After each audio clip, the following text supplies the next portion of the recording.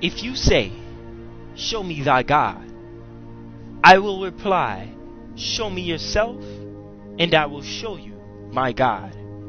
Show then that the eyes of your soul are capable of seeing, and the ears of your heart able to hear.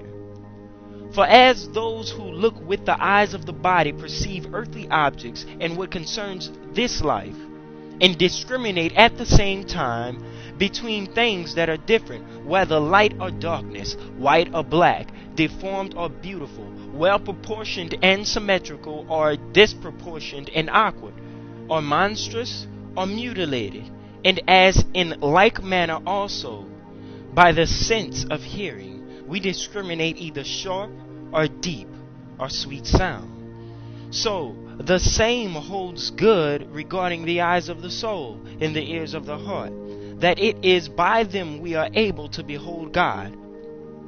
For God is seen by those who are able to see him when they have the eyes of their soul open. For all have eyes, but in the same they are overspread, and do not see the light of the sun. Yet it does not follow, because the blind do not see, that the light of the sun does not shine. But let the blind blame themselves for their eyes. So also thou, O man, hast the eyes of thy soul overspread by thy sins and evil deeds, as a burnished mirror, so ought a man to have his soul pure. When there is rust on the mirror, it is not possible that a man's face be seen in the mirror. So also, when there is sin in a man, such a man cannot behold God. Do you, therefore, show me yourself, whether you are not an adulterer, or a fornicator, or a thief, or a robber, or a purloiner, whether you do not corrupt boys, whether you are not insolent, or a slanderer, or passionate, or envious, or proud, or supercilious, whether you are not a brawler, or covetous, or disobedient to parents, and whether you do not sell your children. For to those who do these things God is not manifested, unless they have first cleansed themselves from all impurity. All these things then involve you in darkness, as when a filmy defluxion on the eyes prevent one from beholding the light of the sun. Thus also do iniquity, O man, involve you in darkness, so that you cannot see God. You will say then to me, do you who see God explain to me the appearance of God? Hear, O man, the appearance of God is ineffable and indescribable, and cannot be seen by eyes of flesh. For in glory he is incomprehensible, in greatness unfathomable, in height inconceivable, in power incomparable, in wisdom unraveled, in goodness inimitable, in kindness unutterable. For if I say he is light, I name but only his work. If I call him word, I name but his sovereignty. If I call him mind, I call but his wisdom. If I say he is spirit, I speak of his breath. If I call him wisdom, I speak of his offspring. If I call him strength, I speak but of his sway. If I call him power, I am mentioning his activity. If province, I but mention his goodness. If I call him kingdom, I but mention his glory. If I call him Lord, I mention his judgment. If I call him judge, I speak of his being just. If I call him Father, I speak of all things as being from him. If I call him fire, I but mention his anger. You will say then to me, is God angry? Yes, he is angry of those who act wickedly.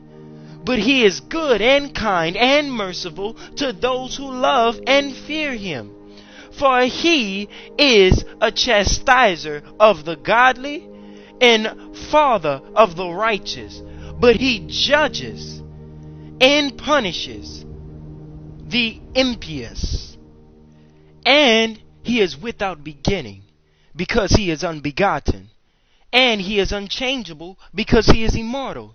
He is called God on account of him having placed all things on security afforded by himself, and on account of Kiyin. For Kiyin means running and moving and being active and nourishing and foreseeing and governing and making all things alive.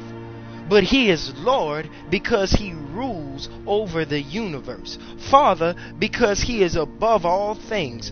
Fashioner and maker because he is creator and maker of the universe. The highest because he is being above all. And mighty because he himself rules and embraces all.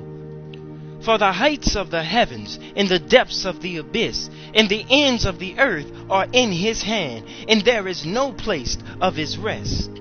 For the heaven is his work, the earth is his creation, the sea is his handiwork, man is his formation and his image. Sun, moon, star are his elements, made for signs and seasons and days and years, that they may serve and be slaves to man. And all things God has made out of things that are not into things that are, in order that through his work his greatness may be known and understood. For as the soul in man is not seen, being invisible to men, but is perceived through the motion of the body, so God cannot indeed be seen by human eyes, but is beheld and perceived through his providence and works.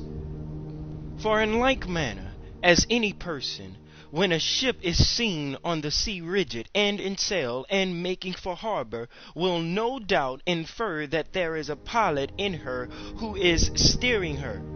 So we must perceive that God is the governor, pilot of the whole universe, though he is not visible to the eyes of the flesh, since he is incomprehensible. For if a man cannot look upon the sun, though it is a very small heavenly body, on account of its exceeding heat and power, how shall not a mortal man be much more unable to face the glory of God, which is unutterable? For as the pomegranate, with the rind containing it, has within it many cells and compartments which are separated by tissues, and has also many seeds dwelling in it, so the whole creation is contained by the Spirit of God. And the containing Spirit is also with the creation contained by the hand of God. As therefore the seed of the pomegranate dwelling inside cannot see what is outside the rind, itself being within, so neither can man, who alone with the whole creation is enclosed by the hand of God, behold God. Then again, an earthly king is believed to exist, even though he is not seen by all. For he is recognized by his laws and ordinances and authorities and forces and statutes. And are you unwilling that God should be recognized by his works and mighty deeds?